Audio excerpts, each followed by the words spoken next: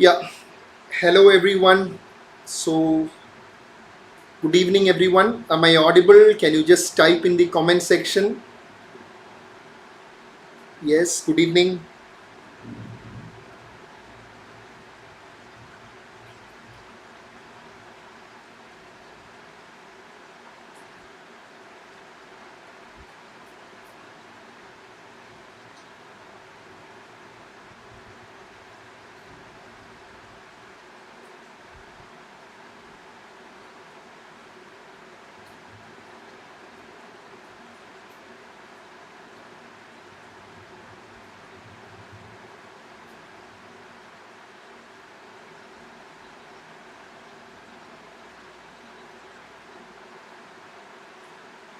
So, I'm just waiting for others also to join.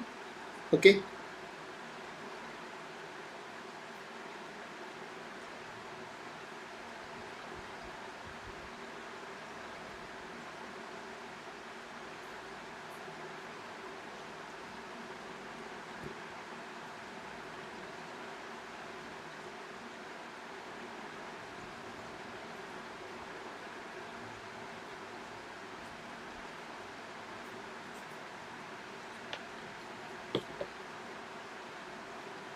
Okay.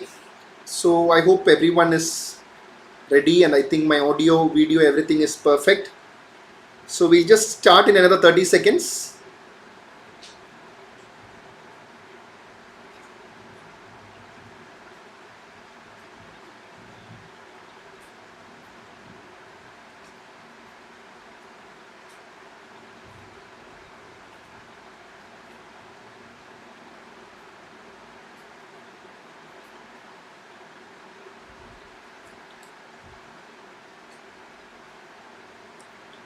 Okay. So, good evening everyone. I'm Dr. Rahul Rajeev. So, I'm a neurologist. So today's session by DocTutorials team is just to pep you up before your AIIMS super specialty exam.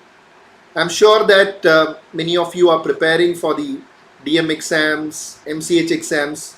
So today for the neurology aspirants, AIIMS SS DM neurology aspirants, I'm just going to give you a small talk, okay, just a concise talk on the last minute tips and tricks for the AIIMS super specialty exam. Okay, so let's begin. So yes, the exam is on 17th April. So I'm sure that many of you would have worked hard for these. You would have worked hard for these many months preparing for this exam, because a central institute like AIIMS is, we want to achieve it. Okay, so yes, you are just say another 5 days away from the first round of the exam, because as you know, the AIIMS exam has two rounds. Round one is where you will have the multiple choice questions, and the students who are selected from round one will proceed to the round two, which is an interview round, and then based on the total scores, the final candidates, the rank list actually is put. Okay, so let me give you some tips for the first round, the MCQ round. Yes, for those students who have qualified, who are going to qualify after the round one, we would be conducting some sessions for preparing you to the second round. In fact, I've done it last time also. After the round one, we conducted some mock interview sessions for students who got qualified, and the top three ranks, rank 1, 2 and 3 for the final round, were actually our students whom I actually mentored for the interview session. Rank 1 was Dr. Abhishek, rank 2 was Dr. Pooja, and rank 3 was Dr. Mohit. Three of them extremely hardworking students, and now they are into AIIMS neurology residency. So we'll definitely give you sessions for the second round, but first things first, we'll give you some orientation for the first round, round one. And I'm sure that many of you who are watching this would have already subscribed to our DocTutorials neurology course.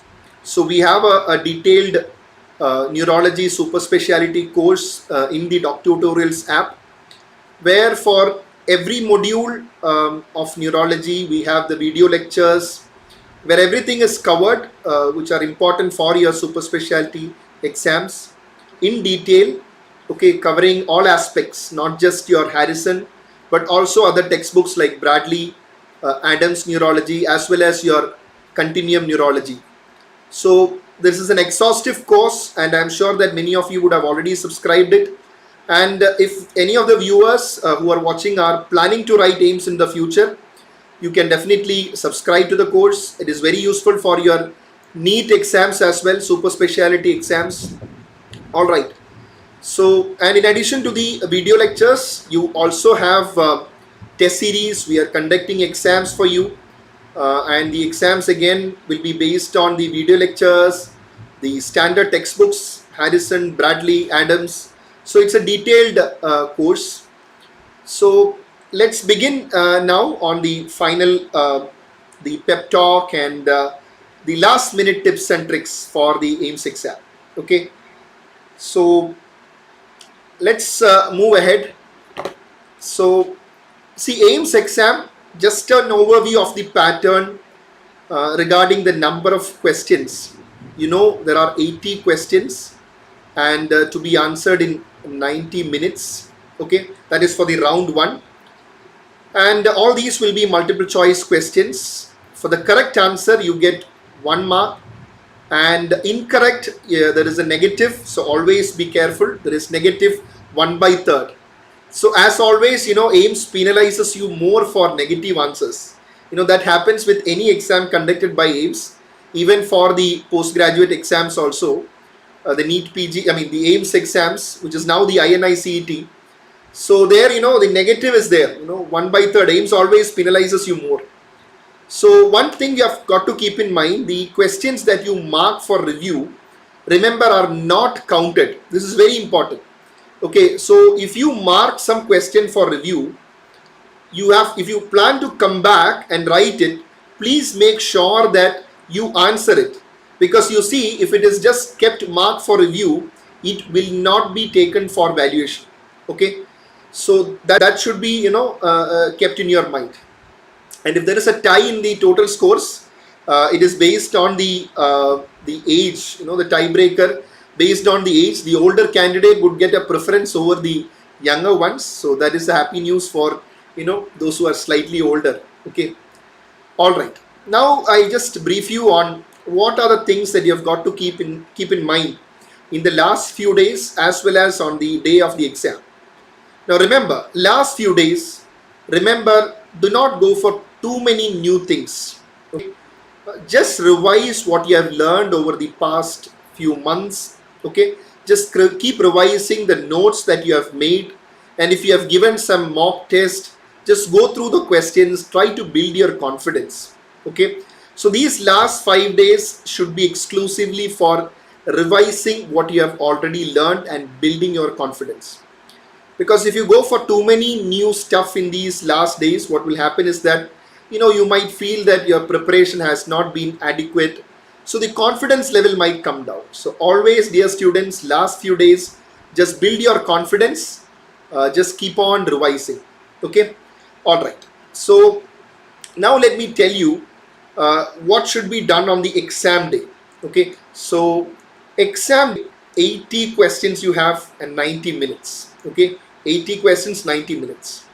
Now let me tell you that in the question pattern, in the 80 questions, around 65 to 70 questions will be core neurology topics. Okay, so which means exclusively, you know, you will get questions from neurology.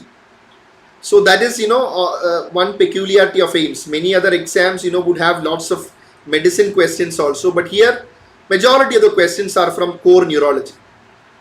But there will be around, say, 5 to 7 questions which are neurology related, which means it might be some disorder which might have a neurological manifestation, and you might be asked a question on that. And you might be asked a question on, say, electrolyte disturbances, so which is directly not a neurology topic, but a condition like a syndrome of inappropriate idiot secretion or a cerebral salt wasting. So these are conditions, electrolyte imbalances that can have neurological effects as well. So you might be asked questions on that, and you might be asked questions on, say, vitamins. You might be asked questions on other disorders, maybe some syndromes having neurological association. So all these are possible questions that you might get. Okay, so that is what I mean, the neurology related questions. They are definitely neurology questions, but not the core neurology per se. Okay, so be a bit prepared for that also. And yes, as they say, PSM, your community medicine, follows you everywhere. So which is why, you might get a few questions, 1 to 3 questions from biostatistics. So the previous exam last time, they asked around 3 questions from biostatistics. So at least your basic biostatistics, just have a quick go through that. That will definitely help you. Okay, and there may be 1 or 2 questions from pediatric neurology. See, AIIMS per se has a separate exam for pediatric neurology, because of which you are not going to get so many questions from pediatric neurology, but some or the other question they may ask. For example, they may ask question on a metabolic myopathy, often this Pompe's disease. It is a favorite exam question for neurology. So they may ask a question on Pompe's disease, and you know that Pompe's disease often presents in the first decade of life. So there may be a question on that. So maybe a 1 or 2 questions on either the metabolic myopathies or maybe the childhood epilepsies. You're likely to get these for your exam. Okay, so this is how the question spread occurs for your neurology super specialty exam. So I hope that much part is clear for you. Okay, on the question spread. Now remember, usually AIIMS exams, they give you a very balanced paper. Okay, so a very balanced in the sense that you might have simple questions, you might have, say, moderate level difficulty questions, and maybe some questions are very tough. So don't worry, when you start the exam, if you see a few questions which are tough, because it is an AIIMS exam. So don't expect that all the 80 questions are going to be institute exam, the premier institute, for neurology, just like your NIMHANS. Again, this is also a premier institute for neurology. So definitely you might get some tough questions as well.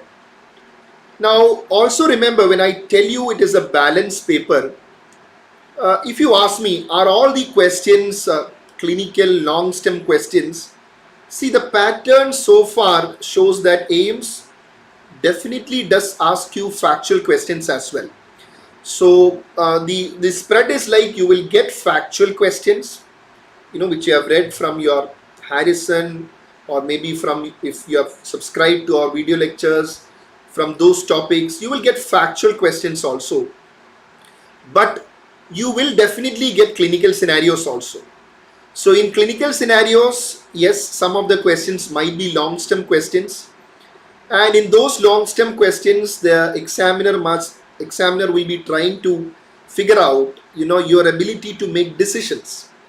Because sometimes it is a question on a stroke, a patient presenting in the window period, and say around 5 hours patient is presenting after the onset of symptoms. And if it is a large vessel occlusion, they might ask you what is the treatment. So you have got to go for a mechanical thrombectomy. So questions might be based on such treatment decisions. Sometimes they may ask you some question on the management aspects of maybe a subarachnoid hemorrhage. They might ask you a clinical scenario on maybe a patient with a seizure. So the question might be on the next best step, or how will you investigate. So such questions can come in clinical scenario.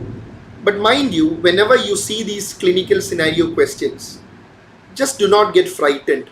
Okay, because in the video lectures of mine for neurology, I have given you lots of clinical scenarios as well. Okay, so which means those questions should be easy for you, I suppose. And whenever such a question is asked, suppose if it is a long stem question, always remember the basic dictum in long stem questions is that you read the last line first. This is what I tell all my students, because sometimes when the question is long, if you just focus on each word of the question right from the first line, see, you might be reading this question without knowing what exactly to ask you. So there is a chance that you might focus on unnecessary data. So if it is a long question that comes for your exam, always read the last line. Always read the last line first. So that is very important, which will help you in orienting yourself to identify the keywords. Because when it is a long stem question also, the actual skill lies in identifying the keywords. Okay, it's not that you should read each and every data in the question. Sometimes you have got to be fast, so you've got to pick up the keywords. And if you know what is the examiner asking you, your mind will be oriented in a better way to pick up these keywords. And also, if at all an image is given along with this, to correlate better, it will help you. Okay, so don't worry about clinical, to correlate better, it will help you. Okay, so don't worry about clinical scenarios. You have adequately prepared, that's more than enough. Okay, so read the last line first for clinical scenarios. Now, what about image based questions?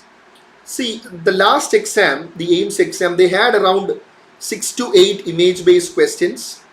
So that is what I got from the interaction with the previous toppers. So around 6 to 8, but see, with the pattern of exams moving towards so much clinical, there is a chance that you may get more number of image based questions. But what I am saying is based on the pattern so far, around 6 to 8 image based questions. And here also there is nothing to be worried about images. Though it is a central institute exam, often the image based questions are the ones which are more simple. That is what I would say.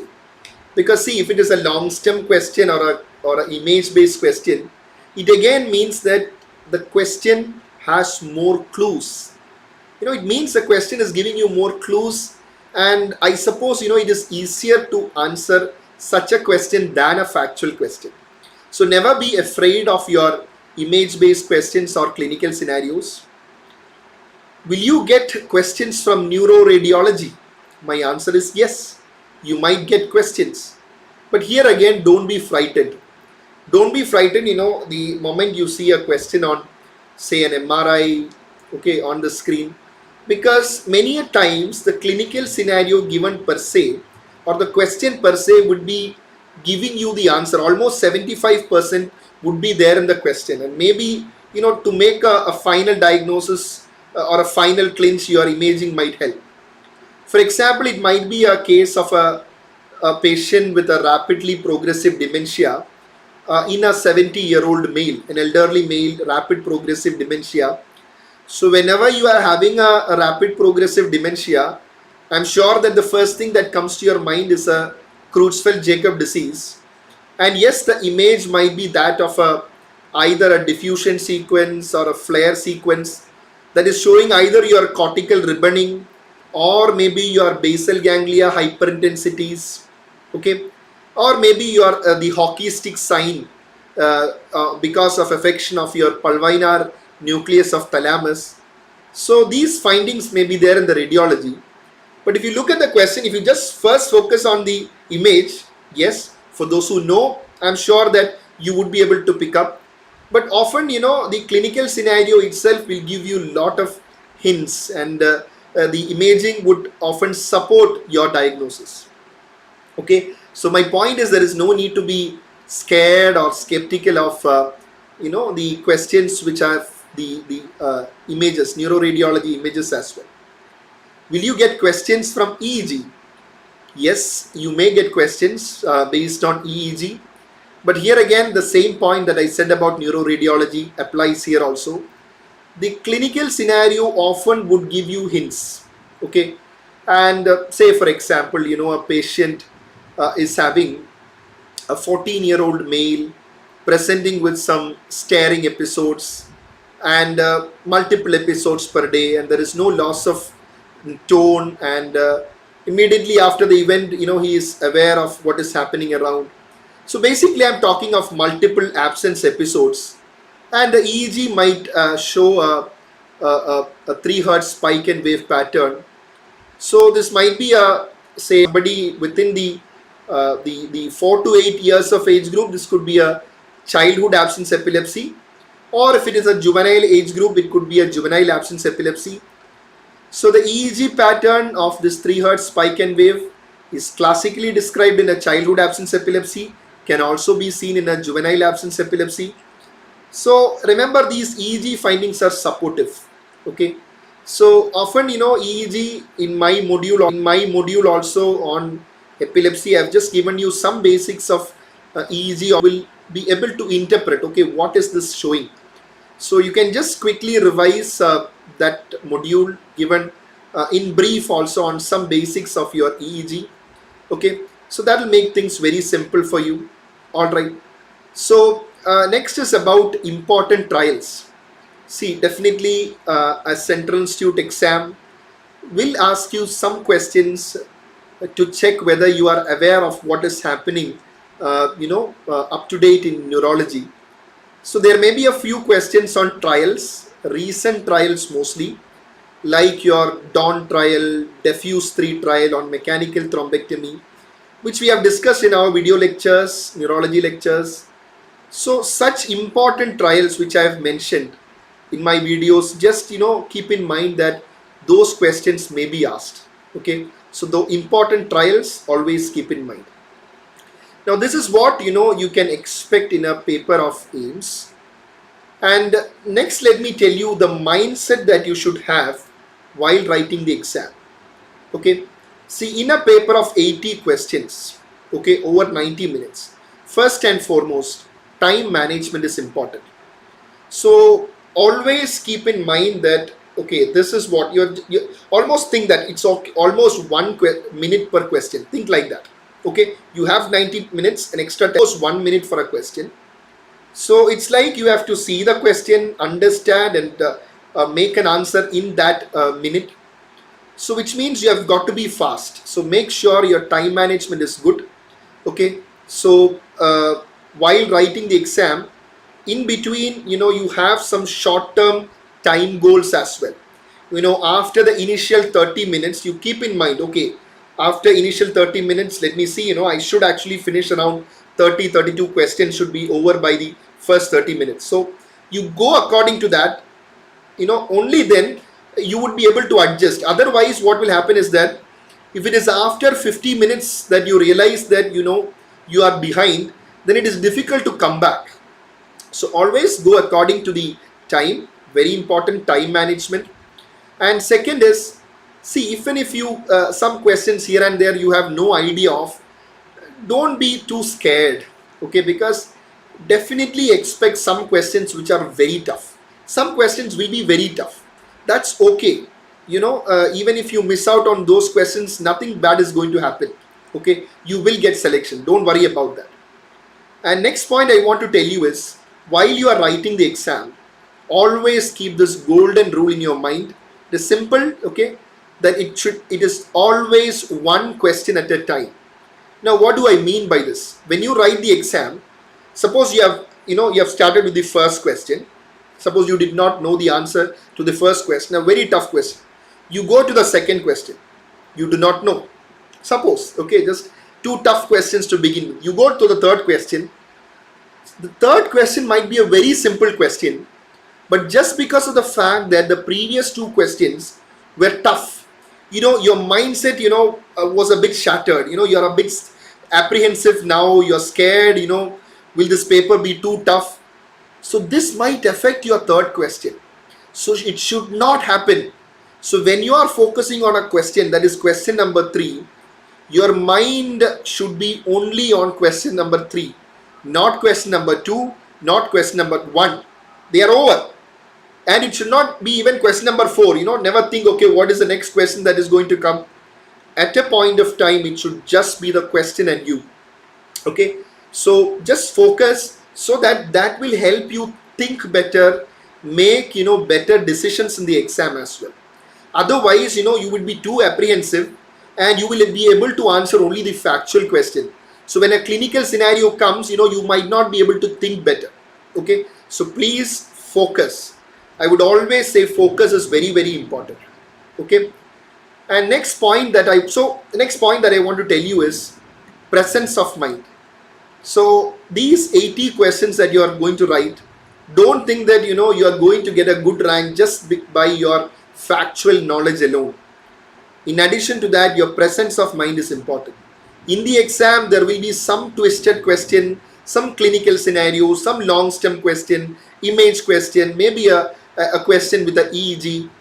At this time, only if you have focus, only if you have presence of mind, you read the question. What is the examiner trying to ask? Does the question contain all except? So only if you are active in such a way, you will be able to write well. Okay. Otherwise, the questions that require a bit of thinking, you might not be able to perform better.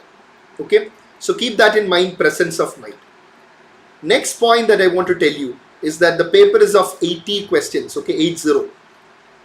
The first question and the last question, carries the same weightage. Okay. Why do I say that? It's because you should have the same energy level while attending the first question as well as the last question. So some students, after the initial 30-40 questions, the concentration goes down a bit and you're likely to get silly mistakes. It should not happen. Always the focus should be there. Question number 1 to question number 80. Full concentration. Next, if you will ask me, can I guess for this exam? Well, see, remember, compared to other exams, AIIMS penalizes you more for your negative answers. So you should be a bit careful here. Always remember, if you are able to eliminate 2 options, then you can think of taking a chance, taking into confidence your level of preparation and your ability to come down to a logical conclusion. But if you are absolutely unsure of the 4 options, please do not guess. Okay, AIIMS will penalize you. It's negative 1/3. And if you are able to eliminate 1 option, but there again it's a matter of debate, because it's negative 1/3. So again go according to your gut feeling, because there will be certain questions where they're asking you, okay, what is the next step? You would have prepared well. It is a clinical question they're asking, what is the next step? So it is a judgment question. So there again, trust yourself. Okay, so keep in mind, do not put too much questions for review. The problem is some students keep so many questions for review which will not be taken for evaluating, and then they do not have time. So if you are planning to attend a question, it is always better that you attend it then and there. Yes, there is an option of coming back, but do not keep too many questions for review. Okay, all right. Okay, so again, I'm sure that just to just sum up everything, you have prepared well. AIIMS exam definitely is everyone's dream, and when you go for that exam, go with a positive frame of mind. Okay, because at this time you might be feeling that I know that I'm not too much prepared, but still if there are long clinical scenarios, judgment questions, see, the selection might not be based on the factual knowledge alone. You might not be the best prepared candidate, but on that particular day with that set of questions, even a bit of luck helping you, you might turn out to be the person who actually scores well. Okay, so always go with a positive frame of mind. Question number 1 to 80, same energy level, time management, 1 question at a time, good focus, good presence of mind. Even if a few questions are very tough, you're not able to answer, it's okay. We are all human, that can happen. So don't worry too much regarding that. Give in your best effort, and fingers crossed for the results. Okay, so I hope I've given you a short summary on what you should do for this final 5 days as well as on the day of the exam. Okay, so on behalf of team DocTutorials, wishing you all the best for the AIIMS exam.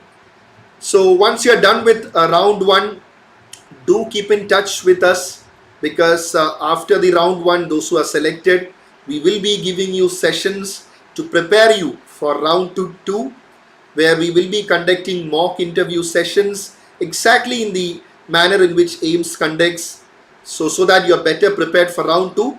As of now, focus is on round 1. All the best for your exams. All right, bye bye, take care. Now, if you have any doubts, any candidate has any doubts, a couple of minutes for solving any queries. Okay, so let me just think, let me just look whether there are any queries. Any queries, please feel free to ask.